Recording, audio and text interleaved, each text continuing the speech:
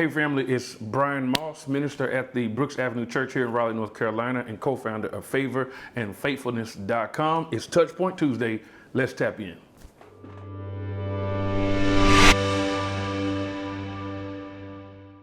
So on Sunday, I had a moment.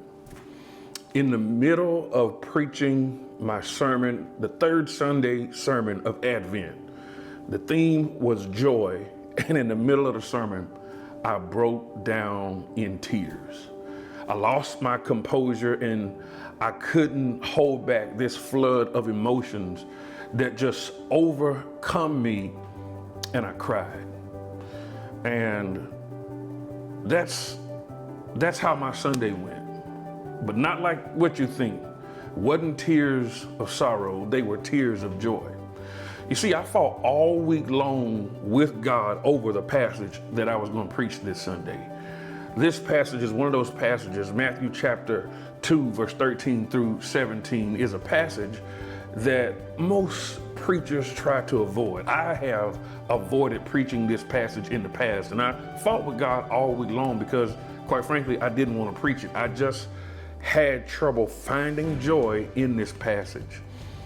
You see, this passage comes on the heels of the Magi coming to visit this newborn baby in Bethlehem named Jesus, who was supposed to take away the sins of the world. They worshiped him. They brought him gold, frankincense, and myrrh, and they celebrated his life, and then they left.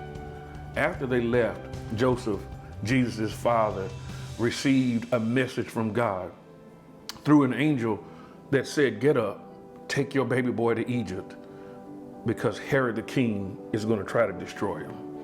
Can you imagine the kind of roller coaster that Mary and Joseph went through between chapter 2 and verse number 12 and chapter 2 and verse number 13? And isn't that how life is sometimes? Family, I fought with God all week over this passage because I didn't want to bring this kind of message into the sanctuary on a Sunday where we were supposed to find joy, and it was such a tragedy. Such a sad story. But here's what God showed me. Number one, follow his lead always.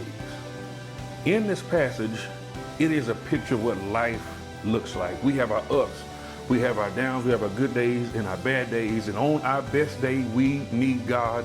And on our worst day, God is there with us. And in the middle of preaching this passage, I started reflecting back on what life has looked like for me over the past 4 years.